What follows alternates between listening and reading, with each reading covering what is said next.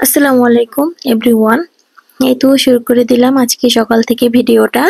আর বড় মেয়েকে তো স্কুলে দিয়ে আসলাম, ওকে রেডি করাই স্কুলে দিয়ে এসে বাসায় চলে আসলাম।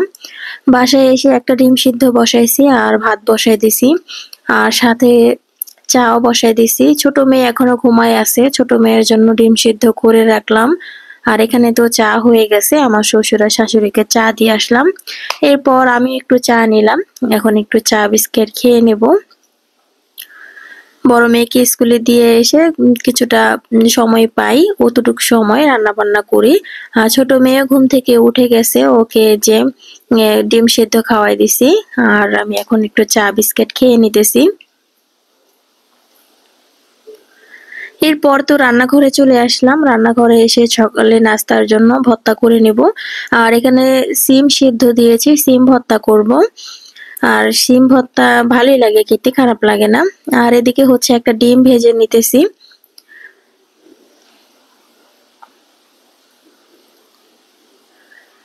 সকালে নাস্তা হিসেবে ভর্তা ভাতই ভালো লাগে, বা বউয়া হলে তো কোনো কথাই নেই। ভর্তা এমনিতেও অনেক ভালো লাগে, ভর্তা হলে একটু ভাতটা বেশি করে খাওয়া যায়। এরপর এই যে এখন সকালে নাস্তাটা করে নেব। এখানে গরুর বট রান্না করা ছিল, গরুর বট আরো ৩-৪ দিন আগে রান্না করেছিলাম, সেটাই বেশি করে রান্না করেছি, এজন্য ভাজা ভাজা করে নিতেছি আর খাইতেছি। আর এদিকে গরুর মাংস রান্না করা ছিল, আপনারা আবার কেউ কিছু মনে করেন না যে আমি পাতিলে খাইতেছি ভাত। আসলে গরুর মাংস তো জাল দেওয়া হয়েছে, এখানে ঝোল ছিল, সেটার মধ্যে আমি ভাত নিয়েছি, গরম ভাত। আর গরুর মাংসের সাথে কিন্তু এই গরম ভাত খেতে অনেক ভালো লাগে, যেহেতু পাতিল মুছে খেলে আরো বেশি মজা লাগে। আর এই তো খাওয়া দাওয়া তো শেষ করলাম, তারপর দেখি বাহিরে হঠাৎ করে বৃষ্টি পড়া শুরু হয়েছে। আর বড় মেয়েকে স্কুল থেকে আনারও সময় হয়ে গেছে, আর এই সময়তেই বৃষ্টি পড়া শুরু হয়েছে। এখন তো আর মেয়েকে আনতে পারবো না, বাসায় কোনো ছাতাও ছিল না যে মেয়েকে নিয়ে নিয়ে আসবো। এরপরে যে তোমাদের ভাইয়াকে বললাম মেয়েকে দিয়ে যাইতে স্কুল থেকে, দোকান থেকে আবার স্কুল বেশি দূরে নয়, সামনেই। তারপর তোমাদের ভাইয়া হচ্ছে মেয়েকে দিয়ে বাসায় দিয়ে গেছে। আমি আবার এই যে মেয়ের জন্য একটা রুটি আর একটা ডিম পোস্ট করে নিলাম, মেয়ে আবার ভাত খাবে না। তারপর মেয়েকে নাস্তা বানাই দিয়ে তারপরে যে রান্নাঘরে চলে আসলাম, এখন দুপুরে রান্নাটা করে নেব। আমার শ্বশুর আবার বাজার পাঠাই দিছে, মুরগি পাঠাইছে, ছোট মাছ পাঠাইছে। এখন এগুলাই রান্না করে নেব। এখানে যে ছোট মাছ ছিল আমি ভালো করে ধুয়ে নিছি, আর এখন টমেটো, পেঁয়াজ, কাঁচা মরিচ দিয়ে মাছটা রান্না করব। এখানে আমি হলুদের গুঁড়া, মরিচের গুঁড়া, লবণ, আদা রসুন বাটা, তেল সবকিছু দিয়ে ভালো করে হাতে মাখাই নিতেছি। আর এদিকে আমার শাশুড়ি মুরগিটা কেটে দিতেছে,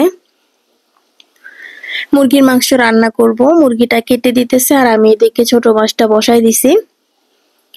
ছোট মাছটা একদম পোড়া পোড়া করে রান্না করব, আর ছোট মাছ কিন্তু পোড়া পোড়া করে রান্না করলে বেশি মজা লাগে খেতে।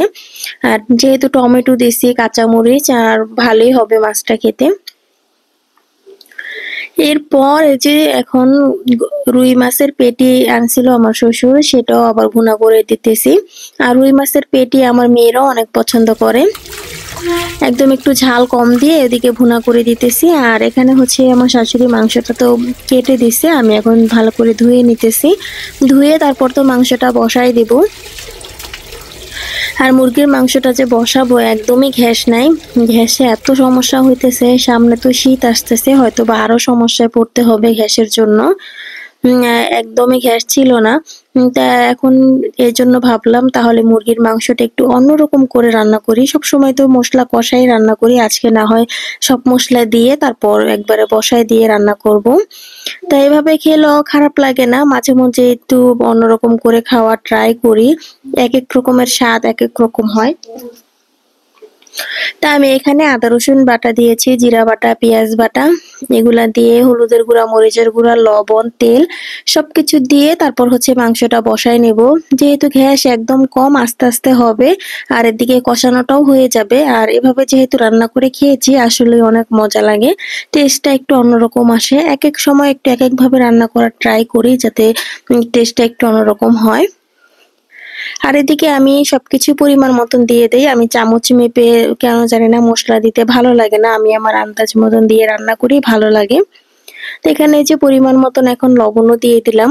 আর আমি আলু আর মাংসটা একসাথেই দিয়েছি। এরপর আস্তে আস্তে করে কষায় নেব, সবকিছু দিয়ে এখন একটু নাড়াচাড়া দিয়ে ভালো করে মিশিয়ে নেব। এরপর হচ্ছে আস্তে আস্তে মাংসটা কষাবে, তারপর পানি দিব অল্প পরিমাণে।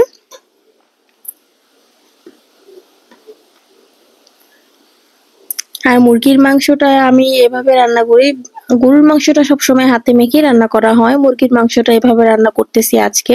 সবসময় তো সবাই মুরগির মাংসটা কষাই রান্না করে, আজকে না হয় এভাবে রান্না করি, দেখি কেমন লাগে। এরপর মুরগির চামড়াটা ভালো করে ধুয়ে কেটে নিছি ছোট ছোট করে। এখন আবার এই যে মুরগির মাংসের চামড়াটা দিয়ে দিলাম, ভালো করে একটু কষাই নেব। তারপর হচ্ছে পরিমাণ মতন পানি দিয়ে দেব। যেহেতু অল্প গ্যাস, এর আগে আমি গরম করে পানি রাখছি যাতে দেওয়া হয়। আর এদিকে আমার ছোট মেয়েটা ঘুমায় গেছে, ও তো সেই সকালে উঠছে, স্কুলে যাবে ওর বোনের সাথে। এখন ওর দাদি ওকে ঘুম লওয়াইছে। আর এদিকে আমার শাশুড়িও কাপড় চোপড় ধুয়ে নিতেছে, আমি আবার এখন ঘর দুয়ার গুলা গুছায়ে রুম টুম মুছে ফেলবো। এরপর তো এই যে ঘর দুয়ার গুছায়ে গোসল টোসল করে এসে দুপুরের খাবারটা খেয়ে নিতেছি। আর মাংস তরকারিটা আসলে অনেক মজা হয়েছে। এই জন্য আমি বলি যে একটু এক এক রকম ভাবে, সবসময় একরকম ভাবে রান্না না করে একটু অন্যরকম ভিন্ন ভাবে রান্না করলে দেখা যায় যে টেস্টটা একটু অন্যরকম আসে। খেতে তো খারাপ লাগে না, ভালোই লাগে। এরপর বিকেলের দিকে ঘুমাইছিলাম, সন্ধ্যার দিকে উঠলাম, ঘুম থেকে উঠে হচ্ছে এক একজনের এক একটা খাবারের আইটেম। আর সন্ধ্যার দিকে এমনিতেও কেন জানি না অনেক খিদা লাগে। তা আমার ননদ ও আবার এক এক পদের রেসিপি বানায়, আমি বানাই। তো এই সন্ধ্যাবেলা কিছু না কিছু খাওয়া হয়, আজকে আর কিছুই বানাই নাই। তাই আজকে এই যে চানাচুর মাখা খাবো, আর মেয়েদেরকে আচার দিছি। এখন ওরা আবার আচার দিয়ে চানাচুর দিয়ে খাবে। মানে ওদের কাজ, দুই বোন ওরা সারাদিন যে কি কি করে যে বলা যায় না। যে এত পরিমাণে দুষ্টামি করে, সারাক্ষণই ঘর দুয়ার পুরো এলোমেলো করে রাখে। এই যে এখন আমার চানাচুর খাওয়া দেখে ওরাও এখন চানাচুর দিয়ে আচার দিয়ে মেখে খাবে। এরপর তো আমার ননদ এদিকে চা বানায় আনছে, ওর হাতের দুধ চাটা আবার এমনি তো অনেক মজা লাগে। আমার মেয়েরা তো খেয়ে দেয়ে তারপর একদম পুরো ঘর দুয়ার নষ্ট করে দিয়ে চলে গেছে দোকানে ওর দাদির সাথে। আমার ননদ আবার এদিকে চা বানায় আনছে, আমি আবার এদিকে ঘর দুয়ার গুলা ভালো করে গুছায়ে ঝাড়ু দিয়ে রাখলাম। এরপর এই যে এখন দুজনে মিলে দুধ চা খেয়ে নেবো। আসলে আজকে চাটা অনেক মজা হয়েছে। আর এই তো, যদি আমার ভিডিওটা ভালো লেগে থাকে অবশ্যই লাইক, কমেন্ট আর সাবস্ক্রাইব করে দিবেন। আর অবশ্যই যারা আমার ভিডিওটা দেখবেন ফুল ওয়াচ করে দেখবেন। আর আজকে আমার ভিডিওটা এ পর্যন্তই। আল্লাহ হাফেজ।